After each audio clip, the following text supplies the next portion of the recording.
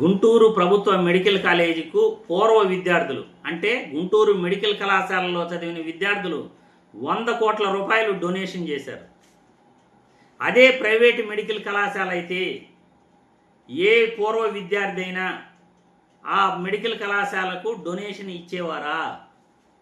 ఉదాహరణకు నారాయణ స్కూల్లో కానీ చైతన్య స్కూల్లో కానీ చదివిన విద్యార్థులు బయట దేశాల్లో కానీ లేకపోతే ఇండియాలో కానీ బాగా స్థిరపడి డబ్బులు సంపాదించిన తర్వాత ఆ ప్రైవేట్ యాజమాన్యాలకి డొనేషన్ ఎవరైనా ఇచ్చిన దాఖలాలు ఉన్నాయా? అది ప్రభుత్వ మెడికల్ కాలేజీ కాబట్టి అక్కడ చదివిన విద్యార్థులు ఆ కాలేజీ కోసం 100 కోట్లు డొనేషన్ ఈరోజు ఇవ్వడం జరిగింది. అదే పీపీపీ విధానంలో ప్రైవేట్ కళాశాలను చేస్తే ఏ ఒక్క విద్యార్థి అయినా ఆ కళాశాలకు డొనేషన్ ఇస్తాడా? ఇది జరిగే పనేనా? అంటే ప్రభుత్వ మెడికల్ కళాశాల అవటం వల్ల డొనేషన్స్ వస్తాయి. అక్కడ చదివిన పూర్వ విద్యార్థులు సహాయం చేస్తారు. ఎందుకంటే ఉచితంగా అక్కడ విద్య అభ్యసించారు కాబట్టి. ఏ ఖర్చు లేకుండా ప్రభుత్వ మెడికల్ కళాశాల ద్వారా ఉచితంగా విద్యను అభ్యసించారు కాబట్టి భవిష్యత్తులో బాగా స్థిరపడి డబ్బులు సంపాదించిన తర్వాత డొనేషన్ చేయగలిగారు. ఉచితంగా చదువుకోకుండా లక్షలు ఖర్చు పెట్టి ప్రైవేట్ మెడికల్ కళాశాలలో చదువుకుంటే వాళ్ళు బాగా స్థిరపడి కోటీశ్వరులైనా కానీ ఆ ప్రైవేట్ మెడికల్ కళాశాలకు డొనేషన్ చేయగలరా? పీపీపీ మోడల్ విధానంలో మీరు ప్రభుత్వ మెడికల్ కళాశాలను ప్రభుత్వ ఆస్తులను ప్రైవేట్ వ్యక్తులకు హ్యాండ్ ఓవర్ చేస్తే డొనేషన్ ఎవరైనా ఇవ్వగలరా? అదే ప్రభుత్వ మెడికల్ కాలేజీకి ప్రైవేట్ మెడికల్ కాలేజీకి ఉన్న తేడా. ప్రభుత్వ మెడికల్ కాలేజీ వల్ల ఉచితంగా విద్య అందుతుంది, ఉచితంగా ప్రజలకు వైద్యం అందుతుంది. కాబట్టే ఉచితంగా విద్యను అభ్యసించిన వారు ఇది మా కాలేజీ, మేము చదువుకున్న కాలేజ్ కాబట్టి మేము ఈ కాలేజీకి మేము సంపాదించిన దాంట్లో కొంత భాగం డొనేషన్స్ ఇస్తే ఈ కళాశాల బాగుపడుతుంది, మరికొంతమంది విద్యార్థులు చదువుకుంటారు, వందలాది మందికి వేలాది మందికి ప్రజలకు ఉచిత వైద్యం అందుతుంది అని ఎవరైనా భావిస్తారు.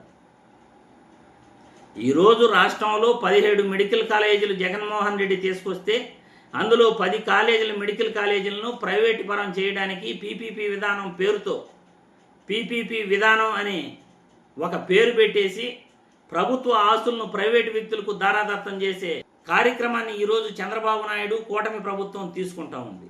ఇది తప్పు తప్పు తప్పు. దీనివల్ల ఉచిత వైద్యం ప్రజలకు అందదు, ఉచిత విద్య కూడా ఎంతోమంది చదువుకున్న పేద విద్యార్థులకు ఉచిత విద్య కూడా అందదు. ఈరోజు 100 కోట్లు డొనేషన్ ఆ గుంటూరు మెడికల్ కాలేజీకి ఇచ్చి తల్లి పిల్లల ఆరోగ్య కేంద్రాన్ని ఏర్పాటు చేస్తున్నారు. అక్కడ 600 పడకలతో G+5 భవనాన్ని వాళ్ళు నిర్మిస్తున్నారు.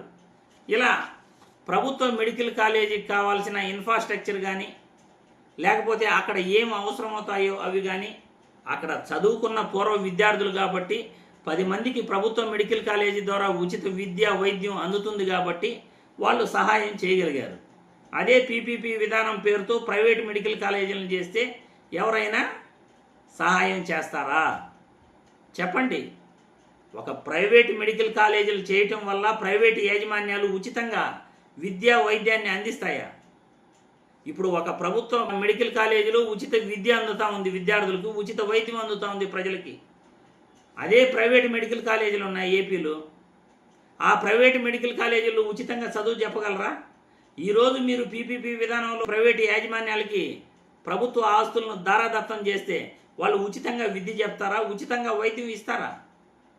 ఆ మాత్రం చంద్రబాబు నాయుడికి 45 సంవత్సరాల ఇండస్ట్రీ అని చెప్పుకుంటాడు, 15 సంవత్సరాలు ముఖ్యమంత్రిగా పనిచేశానని చెప్పుకుంటాడు. ఆ మాత్రం తెలియదా చంద్రబాబు నాయుడికి? ఉచిత విద్య వైద్యం ప్రభుత్వ మెడికల్ కాలేజీల వల్లే అందుతుంది అని చంద్రబాబు నాయుడు తెలియదా? వైద్య రంగాన్ని ప్రభుత్వమే నడపాలి అని చంద్రబాబు నాయుడికి తెలియదా?